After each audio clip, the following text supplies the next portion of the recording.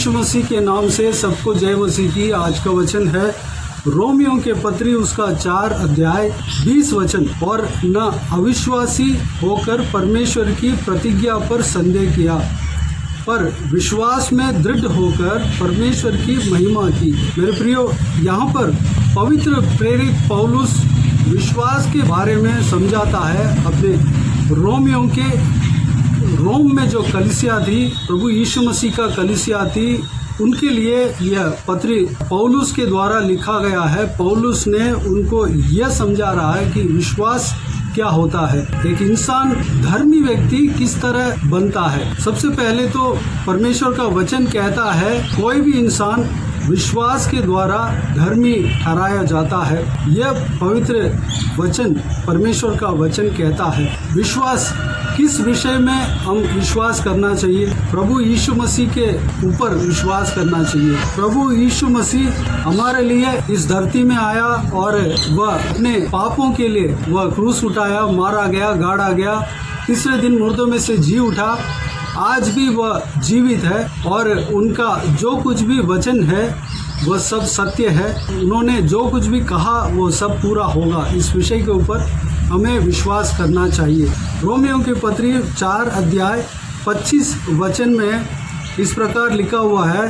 पौलुस प्रेरित कहता है, वह हमारे अपराधों के लिए पकड़वाया गया और हमारे धर्मी ठहरने के लिए जलाया भी गया। इस बात को हमें विश्वास करना चाहिए। हमें यह विश्वास करना चाहिए कि जो कुछ भी प्रतिज्ञा परमेश्वर के द्वारा हमें मिला है, हमारा व्यक्तिगत जीवन में परमेश्वर का योजना के मुताबिक जो परमेश्वर का योजना के विषय में जो प्रतिज्ञा हमारे लिए मिला है और परमेश्वर का आशीष के विषय में जो प्रॉमिस प्रतिज्ञा हमारे लिए मिला है, उसके ऊपर हमें विश्वास करना चाहिए। उस प्रतिज्ञा को, जो कुछ भी परमेश्वर ने कहा है उसको पूरा करेगा। जो भी प्रतिज्ञा परमेश्वर ने दिया है उस प्रतिज्ञा को, चाहे हमारे जीवन में उस प्रतिज्ञा के विपरीत अगर सिचुएशन भी हो, परमेश्वर उस प्रतिज्ञा को पूरा करने का सामर्थ्य रखता है, समर्थ है। इस बात को हमें विश्वास करना चाहिए। अगर मान लीजिए परमेश्वर आपको एक घर देने का वाचा दिया है, वादा किया है, एक मकान बनाकर देने का वादा किया है, आप ऐसा सोच सकते हैं कि परमेश्वर ऐसा भी कह सकता है? जी हाँ मेरे प्रियो, परमेश्वर कह सकता है।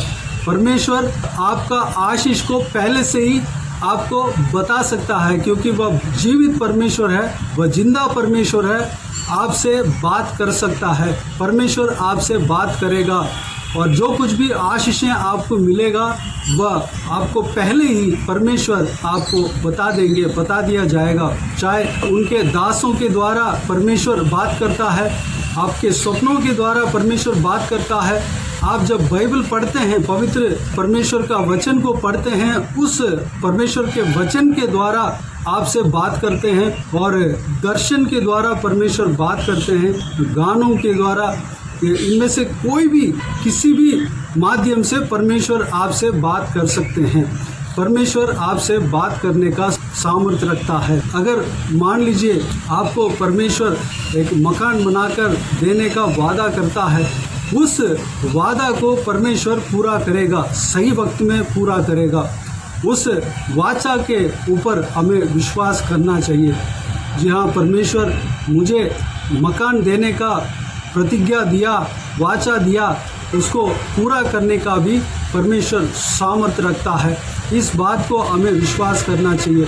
ये जो विश्वास है हमें धर्मी ठहराता है, परमेश्वर के सामने धर्मी ठहराता है। हमारे खिलाफ, उस मकान बनाने के खिलाफ कोई भी सिचुएशन हो, परिस्थिति हो, परमेश्वर जो वाचा दिया है उसको पूरा करके ही रहेगा। उसको उसका द्वार खोलेगा। अगर चारों तरफ द्वार बंद है तो परमेश्वर एक द्वार को खोलेगा और वह काम पूरा होगा। वह आशीष जो देने के लिए परमेश्वर ने वाचा दिया, उस वाचा को परमेश्वर पूरा करेगा। मेरे प्रियो, यहाँ पर पवित्र प्रेरित पौलुस अब्राहम के विषय में कहता है, अब्राहम को एक उदाहरण देकर कहता है। अब्राहम का जीवन में उनको संतान नहीं था, लेकिन परमेश्वर ने कहा तुम्हारे द्वारा लोग आशीष पाएंगे, तुम्हारा संतान आकाश में जो तारागण हैं, तारों को जितना तारे हैं गिन नहीं सकते, उतना तुम्हारा संतान को बढ़ाऊंगा, और बालू के तिनकों के समान जो गिन नहीं सकते उसकी तरह आपका संतान को बढ़ाऊंगा। इस तरह की परमेश्वर ने प्रतिज्ञा दिया। लेकिन अब्राहम को उम्र हो चुका था, 100 वर्ष हो चुकी थी, 99 साल हो चुका था, और सारा को 90 साल करीब हो चुका था। उनका शरीर मर चुका था, यानी कि संतान जन्माने के हालत में नहीं था। लेकिन परमेश्वर के उस प्रतिज्ञा के ऊपर विश्वास किया, उन्होंने परमेश्वर के उस वाचा के ऊपर विश्वास किया और लगातार परमेश्वर को महिमा किया। तो परमेश्वर ने उस विश्वास को आदर किया और उनको धर्मी ठहराया, और जो कुछ भी परमेश्वर ने वाचा दिया उसको पूरा किया। ईसा नामक एक बेटे को उनको दिया। मेरे प्रियो, यहाँ पर मैं इस वचन को पढ़ना चाहूँगा, 4 अध्याय 18 वचन से लेकर 23 वचन तक। उसने निराशा में भी आशा रखकर विश्वास किया, इसलिए कि उस वचन के अनुसार कि तेरा वंश ऐसा होगा, वह बहुत सी जातियों का पिता हो। वह जो 100 वर्ष का था, अपने मरे हुए से शरीर और सारा के गर्भ की मरी हुई किसी दशा जानकर भी विश्वास में निर्बल न हुआ और न अविश्वासी होकर परमेश्वर की प्रतिज्ञा पर संदेह किया, पर विश्वास में दृढ़ होकर परमेश्वर की महिमा की और निश्चय जाना कि जिस बात की उसने प्रतिज्ञा की है वह उसे पूरा करने में भी समर्थ है। अब्राहम ने परमेश्वर के वचन के ऊपर, परमेश्वर के प्रतिज्ञा के ऊपर संदेह नहीं किया, वरन विश्वास किया और उस प्रतिज्ञा के लिए परमेश्वर को महिमा करता रहा। परमेश्वर उस विश्वास का आदर किया, उस विश्वास के द्वारा वह धर्मी ठहराया गया, और जो प्रतिज्ञा उन्होंने परमेश्वर ने दिया उस प्रतिज्ञा के अनुसार, उस वाचा के अनुसार उनको संतान उत्पन्न हुआ। मेरे प्रियो, हमें परमेश्वर के ऊपर विश्वास रखना चाहिए, प्रभु यीशु मसीह के ऊपर विश्वास रखना चाहिए, प्रभु यीशु मसीह के दिए हुए कहे हुए वचन के ऊपर हमें विश्वास रखना चाहिए। प्रभु यीशु मसीह हमारे अपराधों के लिए पकड़वाया गया और हमारे धर्मी ठहरने के लिए जिलाया भी गया। इस बात को हमें विश्वास रखना चाहिए, हमको विश्वास रखना चाहिए, और यह भी विश्वास रखना चाहिए कि प्रभु यीशु जो कुछ भी प्रतिज्ञा हमारे जीवन में दिया उस प्रतिज्ञा को पूरा करने के लिए वह समर्थ है, और जो कुछ भी प्रतिज्ञा दिया है उस प्रतिज्ञा के लिए, उस वाचा के लिए परमेश्वर को धन्यवाद करते रहना है। जिस तरह अब्राहम ने किया था, उस प्रतिज्ञा के लिए वह महिमा देते रहा। हमें भी परमेश्वर के वाचा के लिए, परमेश्वर ने दिया हुआ वचन के लिए परमेश्वर को धन्यवाद देना है, महिमा करना है और विश्वास रखना है। चाहे उस प्रतिज्ञा के खिलाफ कोई भी परिस्थिति हो, परमेश्वर उस परिस्थिति को बदलने का सामर्थ्य रखता है। कोई भी सिचुएशन हो, चाहे चारों तरफ के द्वार बंद हो, परमेश्वर हमको जो मिला हुआ प्रतिज्ञा के लिए द्वार खोलने का और उस प्रतिज्ञा को पूरा करने का, वह जो आशीष जो परमेश्वर ने देने का वाचा दिया, उस आशीष को आप तक पहुंचने का द्वार परमेश्वर ज़रूर खोलेगा। वह आशीष आप तक पहुंचेगा, आपको मिलेगा। उस आशीष को देने का सामर्थ्य परमेश्वर प्रभु यीशु रखता है। इस विषय के ऊपर हमें विश्वास रखना है और प्रभु को महिमा देते रहना है। तो मेरे प्रियो, आइए हम प्रार्थना में जाएं। स्वर्गीय पिता, दयालु परमेश्वर, आपको धन्यवाद देता हूं। परमेश्वर, आज का इस बहुमूल्य वचन के लिए आपको धन्यवाद देता हूं। बीते हुए दिनों में हमें संभाला, बचाया, सुरक्षित रखा, आपको धन्यवाद देता हूं। परमेश्वर, आज के दिन में हमें प्रवेश होने के लिए अनुग्रह दिया, आपको धन्यवाद देता हूं। परमेश्वर, आपके इस बहुमूल्य वचन के लिए आपको धन्यवाद देता हूं। परमेश्वर, आपके वचन में जो विश्वास के बारे में और एक व्यक्ति किस तरह धर्मी ठहराया जाता है, उस विषय में हमने आज देखा है। परमेश्वर, आपके ऊपर विश्वास रखने के द्वारा हम धर्मी जन ठहराए जाते हैं। परमेश्वर, हम आपके ऊपर विश्वास रखने पाएँ पिता, हम यह विश्वास करने पाएँ कि हमारे अपराधों के लिए आप पकड़वाया गया और हमारे धर्मी ठहरने के लिए आप जिलाया भी गया। इस बात को हम विश्वास रखने पाए परमेश्वर, और आप हमारे लिए क्रूस उठाया और मारा गया, गाड़ा गया, तीसरे दिन मुर्दों में से जी उठा, और आज भी आप जिंदा परमेश्वर हो। इस बात को हम विश्वास रखने पाए। जो कुछ भी हमें प्रतिज्ञा आपने दिया है, उस प्रतिज्ञा को पूरा करने का आप समर्थ हो परमेश्वर, आप सामर्थ्य रखते हैं पिता। इस बात को हम विश्वास रखने पाए पिता परमेश्वर। इस वीडियो को देखने वालों में से हर एक जन को आशीष देना पिता, आशीष देने का वाचा देना पिता। हर एक को परमेश्वर आप आशीष देना, हर एक के ऊपर आपके हाथ बने रहने पाए परमेश्वर। जो कुछ भी प्रतिज्ञा दिया है, उस प्रतिज्ञा को, उस वाचा को जो कोई भी जन पाया है परमेश्वर, उस वाचा के लिए, उस आशीष के लिए इंतज़ार कर रहे हैं परमेश्वर।